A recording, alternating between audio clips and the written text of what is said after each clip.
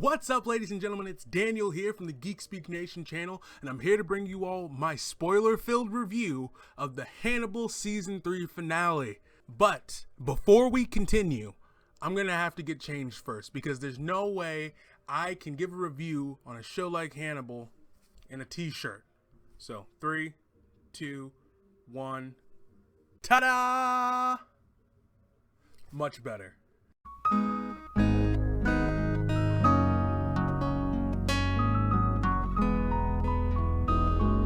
So, as I stated before, this is a spoiler review for the Season 3 finale of Hannibal. So if you have not seen Season 3, Episode 13 of Hannibal, or the TV show Hannibal in general, do not watch this video. Or if you don't care about spoilers, welcome. There is so much to talk about in this episode. I had to write down notes on my phone because it was just crazy. So, the opening sequence in this episode is one with the supposed suicide of Dollarhide. And man, that was a terrific sequence. I think the actor who plays as Francis Dollarhide and the actress who plays Reva just have such amazing chemistry with one another on screen. And that's what just really makes the opening sequence so tragic and so beautiful, is that you know what they could have been, and to see where they are now, and having Reba find out the truth about Dollarhide is just heartbreaking. And just seeing him trying to fight the dragon and overcome him and save Reba's life, you know, it's very strong and a very powerful opening sequence. And they do not shy away from the gore in this one, man. The shotgun to the body, the blood.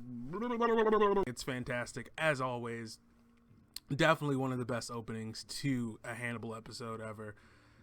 Woo! So, the next scene is Will's goodbye to Hannibal. And that was really interesting because, first off, I love that Hannibal's mind palace takes place in a cathedral in Italy or something like that. I don't know if it's cathedral necessarily, but some sort of church, and I really love it.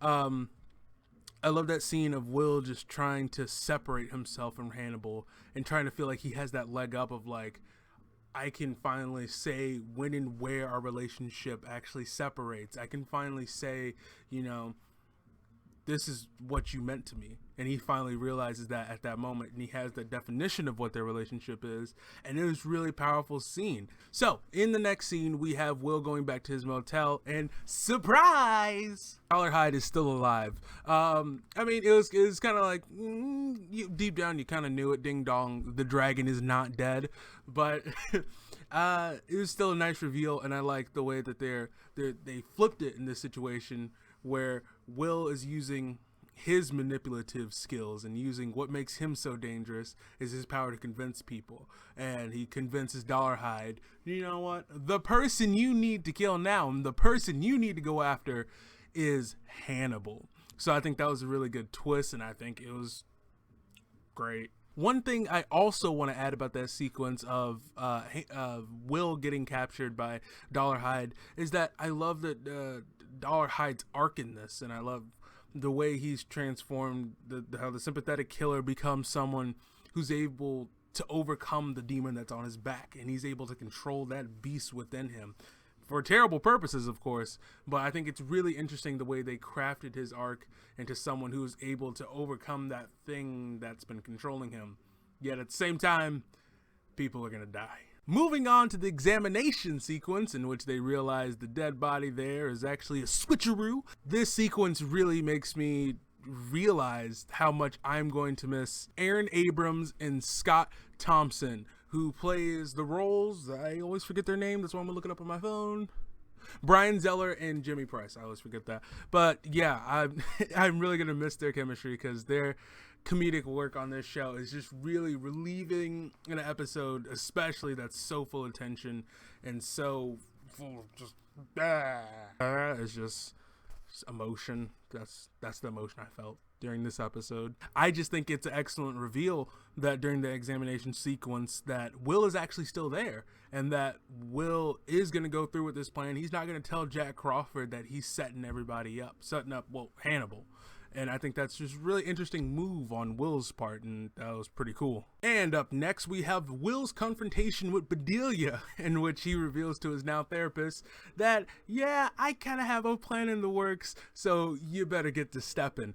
And I just love just like the performance Cecilia Anderson gives, where she is terrified. She is terrified at the thought of Hannibal being back out again, and that she is back out on the menu. He had a foolproof way of getting out, and that all fell apart because of Will. And she's like, you're so self-righteous and stuff like that. And I'm like, yeah, he is. And I just love Will's transformation throughout all these seasons.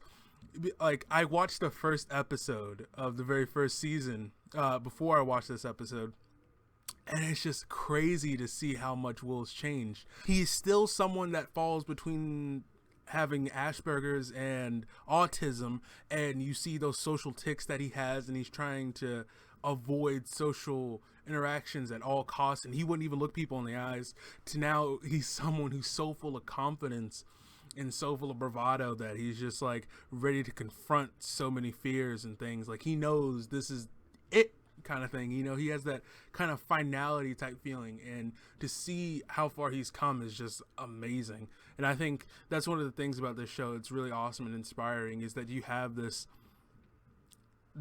character with disorders and behavioral issues, or the way some people would see it, and he overcomes that, and he evolves as a person, and he transforms. And I just really love that aspect of the show, and I think it's really inspiring for Will Graham's arc, even though he kind of does manipulate and kill people. But anyways, we're gonna look past that. Then we're gonna switch to Alana Bloom visiting Chilton in his little hospital bed, so she can remind herself of just what Hannibal is capable of, so she can be like, yeah, why am I doing this?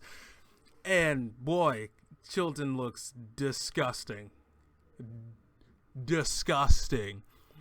Like, it's insane what they are able to get away with on this show in terms of like graphic content. And boy, Chilton State really does take the cake, if not the top 5 pieces of cake of disgustingness on this show. So really big props to that. And I think it's a really great scene in general between the two, and Alana trying to find her courage to move on to like this final point and just push through and stuff like that and be like, yeah, I'm in control. But then we get to the next scene where she confronts Hannibal and tries to present the deal to him about, okay, we're gonna give you a fake breakout and stuff like that. And he's just like, the moment you decided to be brave, you died. I was like, whoa. It's so insane. Like, that speech Hannibal gives is just so dark and just so gripping, where he's just like, every moment of time that passes since then is borrowed. Your wife, your child, you owe them to me. I was like, oh my God. Mads Mikkelsen's performance, I just loved it. And boy, that scene is just one of those threats that just like, okay, that one really stuck out. So Hannibal tentatively agrees to the deal, but has his own little guidelines and little catches that he wants. He wants all of his privileges back and his books and stuff like that. But also, he wants Will Graham to actually come up and ask for his help and apologize, especially after the last little goodbye that he gave him. And there's this great little scene just between Will and Jack and Alana, and it's just the three of them conspiring with this plan to kill all killers in the show, to kill Dollarhide and to kill Hannibal. It is just so interesting, and everyone's own reasoning behind it. And I think that's something that makes this show so powerful, is that when you finally get to the events of the book, which I've never read personally, but I find it to be, but I've seen the other two movies, but I find it to be very gratifying to have, you get to the point of the Red Dragon and you get to this climactic sequence, but you have all of the 2 seasons worth of history, and it makes the decisions that they make towards the end of this episode so much more powerful. So Will goes to visit Hannibal and asks for his help, and Hannibal's got that little smirk on his face. He's like, yeah, you're here. Ha! And I love when Hannibal talks about what you did is what I think is what they call dropping the mic and stuff like that, and just making all these references. That's just one thing I love. And I'm gonna bring up this point later about the script. It's just really awesome. And then we get to the sequence where Hannibal and Will are broken free by Dollarhide in the escape heist, and Dollarhide is a beast. He is a calculated man, and boom, headshot. I just love that moment of when Hannibal gets out of the police van and he goes to get the car, and he's like, "Will, you worry too much." Blah, blah, blah. I can't do an impersonation of Matt Mikkelsen's accent. He's like, "Will, you worry too much. You should loosen up," and stuff like that. He's bringing the car around, and he's like, "Will, you going my way?" And I'm like, that's funny. And I just love that they're having so much fun with the script, you know, in this last one. And you can just really tell that Brian Fuller and the rest of the writing team are just, you know, like, they're going all out and they're having fun with this last one. And I just love it so much. And you can really tell in the script that it's just like this whimsical kind of finale that's going on, leading up to the big climax where it's just like, but it's just seeing them having so much fun with it is just really great in a series that's so dark and so grim and so twisted. So thumbs up. Then we move into the final sequence, which takes place at the FBI safe house. I'm not quite sure where this place is. A lot of people have been saying that this is a familiar place. I'm not drawing the connections together. So hit me up in the comment sections down below of where this place was before and where they visited it, because I couldn't quite recall what situation they were there before. Anyways, the final sequence begins and they're at the cliff side, and I love that line Hannibal says about the sea is washing away the bluff and stuff like that, and it's being eroded away. And I think it's just so telling for their relationship that, like, this final sequence is all the games that they played and all the people that they've hurt and the pain and suffering they've caused one another. It's all washing away, and what they really are is about to come to light. And it's really beautiful and poetic. So they're getting ready to have their guests there. They're opening wine bottles and stuff like that. And bullet flies right through the glass and through Hannibal. That scene, woo! That was just such a startling and crazy sequence. Like, I did not expect that. I did not expect Dollarhide to come through the window, and he's just like, "I'm going to film your death." Blah.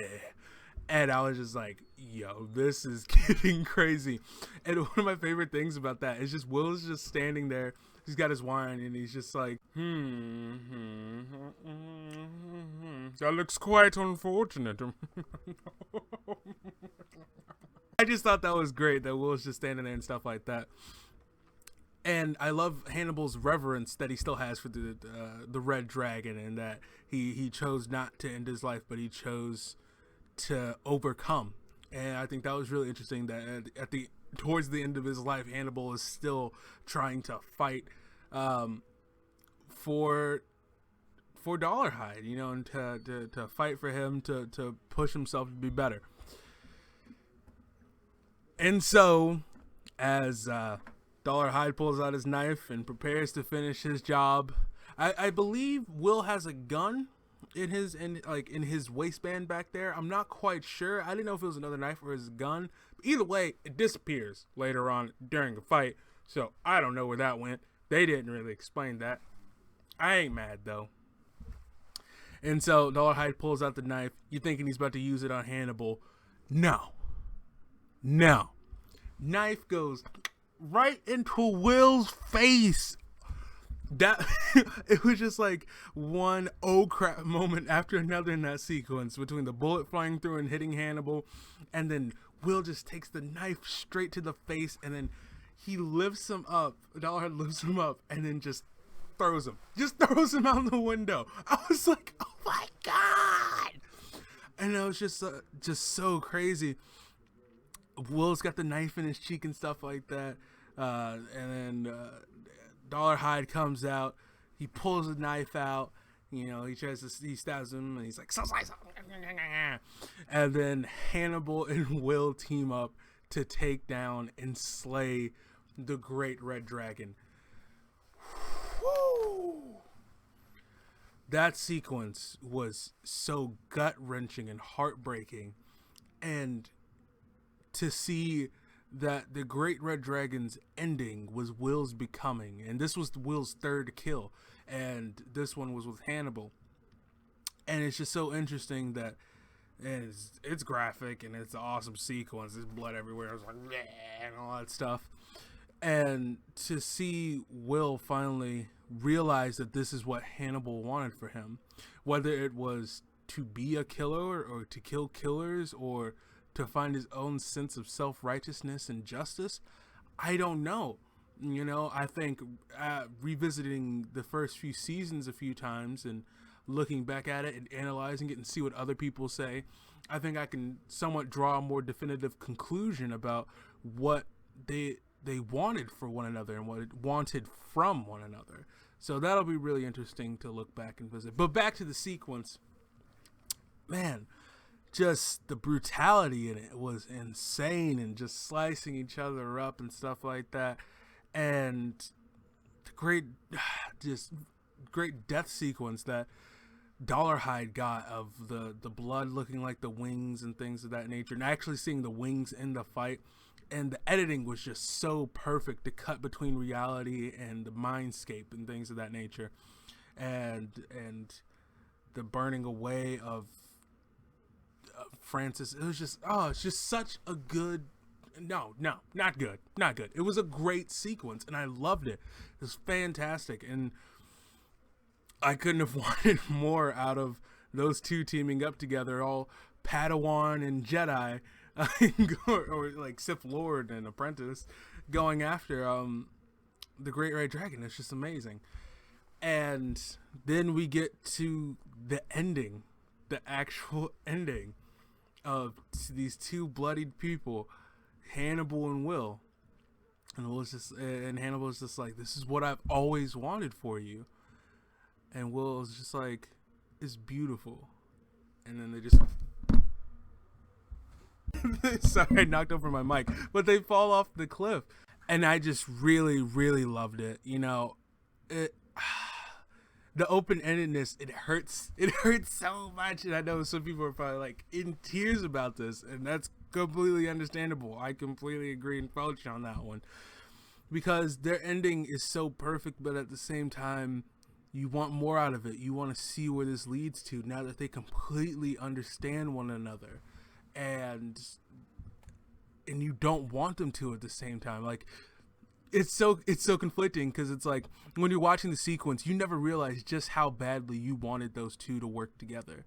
You wanted them to kill together the entire show, because that's partly what the show is about. It's just about the hidden truths within ourselves and the hidden desires and defying our own nature.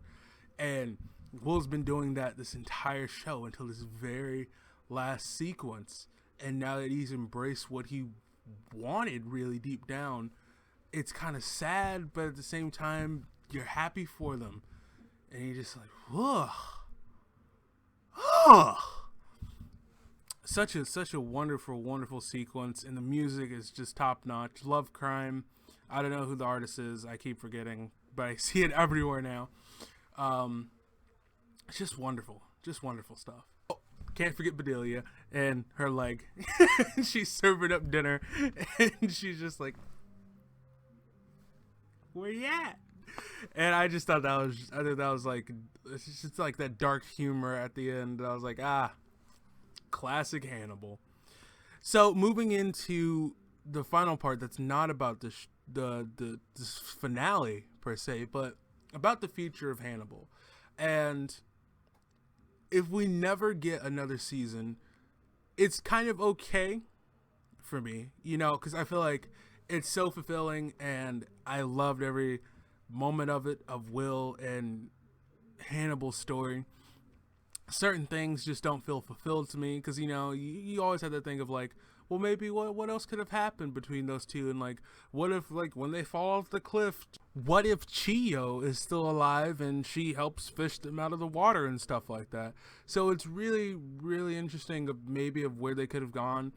And I kind of feel like Jack Crawford's arc kind of isn't completed, I don't know. It's just like the last time you see him is he's looking upon the crash site of where the escape was, and you kind of get this feeling of like he's accepted what was going to happen. He doesn't know what's going to happen, but he's accepted it. Like he's set things in action from the moment he enlisted the help of Will and Hannibal, and he's accepted that when he plays God and he tries to manipulate the lives of others, there are going to be tragic consequences.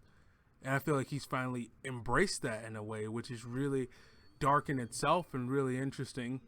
And there could be possibilities of what to explore there. And also there's the character of Claire from Silence of the Lambs and things of that nature, and seeing what her story would be with the Hannibal that we have now and his relationship with Will and things of that nature. So there's a lot of possibilities of where the series could go if they do get renewed for a 4th season, or how many years later it may be down the line. But at the same time, I'm so happy with what we got, and I feel so great about this finale, and I think it is phenomenal. I think people are going to go back and they're going to look at this show and they're going to realize just what a macabre masterpiece this show really is. From the writing to the directing to the acting, it is just, everything is top notch, and it's beautiful and it's gorgeous and twisted and dark the way it looks at this hyper realized world of human psychosis and human intentions and inner beauty and things of that nature, and the darkness and the light of humanity. I think it's just something so beautiful and so original and so unique, and it just, the way it is just perfect, despite however many flaws people may look and see at it, logic wise maybe, but artistically it is just something astounding and deserves every award and recognition that it gets, and deserves more, honestly. I really think Hannibal is phenomenal. And in terms of the Hannibal season finale, episode 13, it's a masterpiece. The series finales or season finales don't get better than this. This beats Breaking Bad. This beats True Detective season 1 ending, possibly. Like, this is up there, guys. Top 5. Why is my hand so bright? Anyways, it's up there. So really, that's all I have to say about the season/series finale to Hannibal. Let me know in the comment sections down below what you thought about this finale, so we can have a chitter-chatter and see what each other thought, because we all need comfort after this, and we all need to talk about this. So once you're done hitting us up in the comment sections down below, don't forget to hit that like button and share it with your friends, and finally, but most importantly, subscribe as we make our way to 300 subscribers, because that is our goal, ladies and gentlemen. And as always, don't forget to get geeky.